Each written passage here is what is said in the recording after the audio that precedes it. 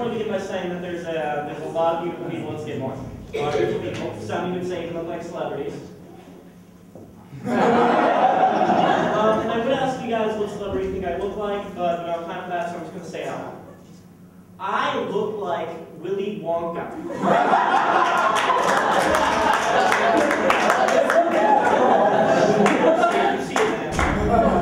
And I've come to terms with it. I've accepted the fact. I renamed my penis the White Chocolate Factory. The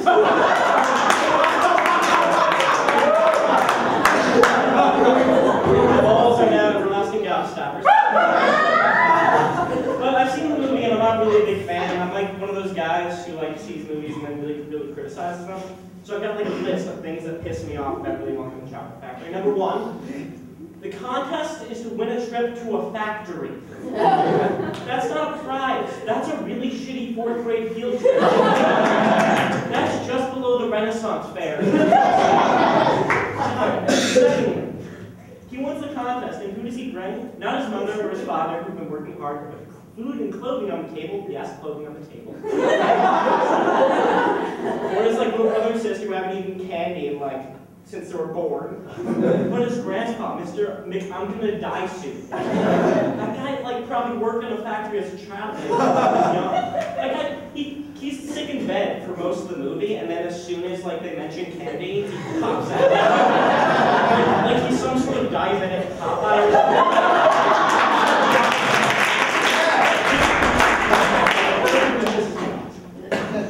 They get to the factory, and what's the first thing that they act like really want to ask all the kids to do?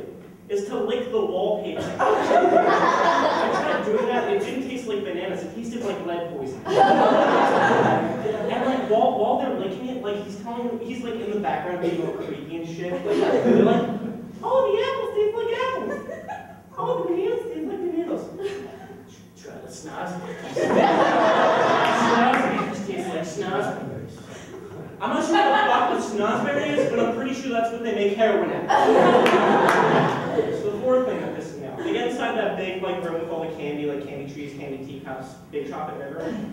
And the fat kid falls in. Because there's no barriers. Like, and we know it. You know Willy Wonka didn't say that little motherfucker. You know he just released a new bread and chocolate bar that was chunky flavored.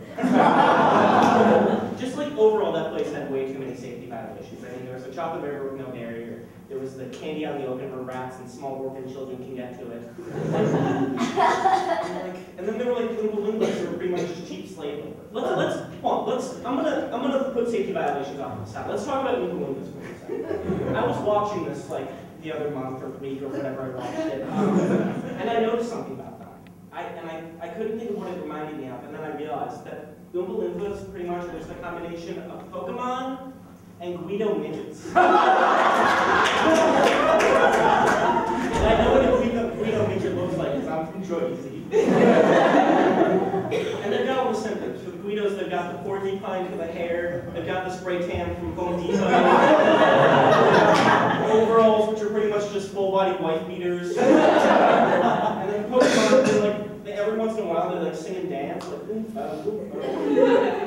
and like, I started wondering if that would work for any other recording artist, like Kelly Clarkson singing, "Since you've been gone, Kelly Clarkson, Kelly Clarkson." Anyway, back to safety. Like, as they're going through this factory, like these kids are dying in the factory, and Willy Wonka doesn't give a shit. Like one girl gets burned alive. Like swells to the size of a giant Rosie O'Donnell. This is happening. Willy Wonka's just like, you fell in the furnace. You got to run up to the size. Well, dizzy lifting drinks. Dizzy lifting drinks anyone? Sixth thing. The marketing scheme that Willy Wonka does. Specifically, everlasting gobstoppers. You can sell one, and then your entire customer base is broken. These things last forever. Seventh and final thing that pissed me off, and this is actually my only part of the movie that I liked, is at the very end, after Charlie wins, because there's no one else alive,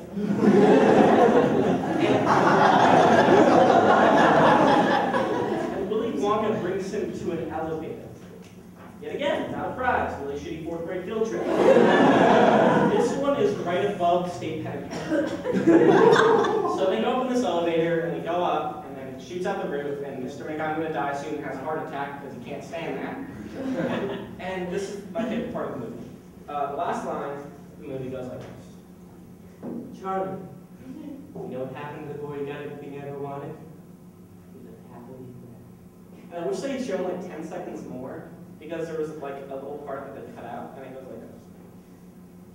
Charlie, you know what happened to the boy who got everything he ever wanted? Now, if you want an everlasting gospel.